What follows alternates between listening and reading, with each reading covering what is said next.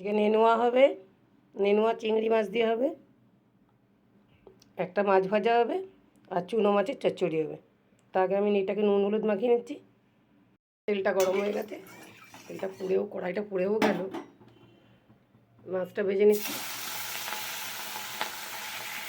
মাছটা ভেজে নিচ্ছি আমি আগে। চিংড়ি মাছটা তুলে নিচ্ছি আমি।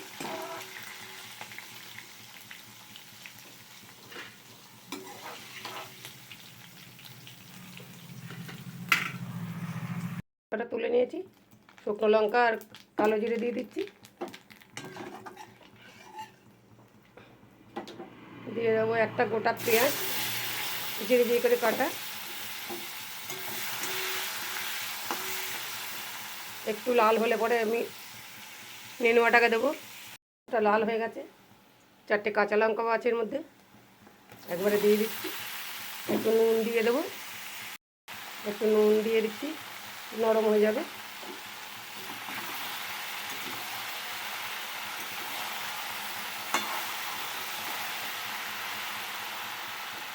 ঢাকা দিয়ে দিচ্ছি। কড়াই জল বেরিয়ে গেছে, দেখেছেন? ঢাকা দিয়ে রেখেছিলাম। এই উনুনে এটা হোক, এই উনুনটার মধ্যে আমি চুনো মাছটা করে নিচ্ছি।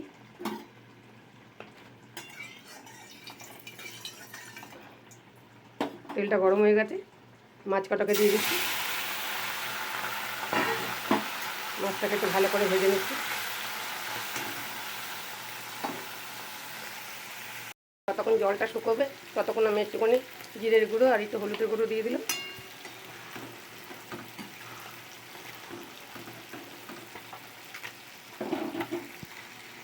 এই মাছ কাটাকেও দিয়ে দিচ্ছি, নরম হয়ে যাবে।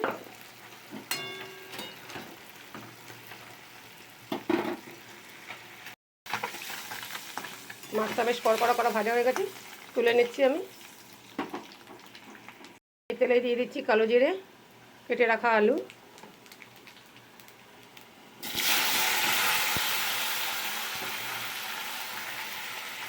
হাফ ভাজা হয়ে গেছে। একটা গোটা পেঁয়াজ দিয়ে দিচ্ছি বড় দেখে, এটাকেও ভালো করে ভেজে নেব।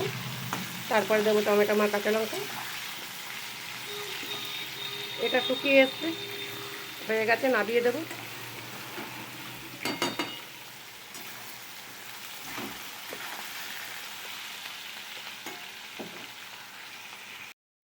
টমেটো আর কাঁচা লঙ্কা দিয়ে দিচ্ছি,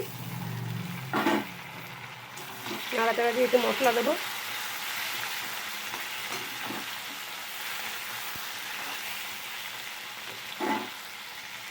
সব মশলা দেবো, দিয়ে দেবো হাফ চামচ নুন, হাফ চামচ হলুদের গুঁড়ো, হাফ চামচ জিরের গুঁড়ো আর হাফ চামচ লঙ্কার গুঁড়ো দিয়ে আমি ভালো করে মশলাটাকে কষিয়ে নেব।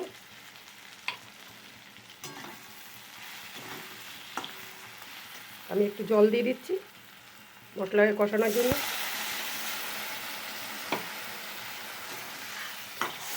মশলাটা ভালো করে কষানো হোক। মশলাটাকে ভালো করে কষানো হয়ে গেছে,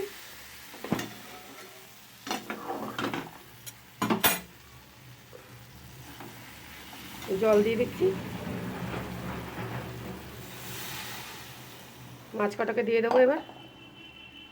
ফুটছে, মাছ কাটাকে দিয়ে দিচ্ছি, দিয়ে ঢাকা দিয়ে দিচ্ছি। মাছটা যদি আমার এই রান্না ভালো লাগে দেখে, তাহলে একটা লাইক, একটা কমেন্ট, একটা শেয়ার করে দেবেন। যদি কিছু ভুল থাকে বলবেন। ধন্যবাদ। নোয়া চিংড়ি মাছ দিয়ে এই হচ্ছে চুনো মাছের চচ্চড়ি।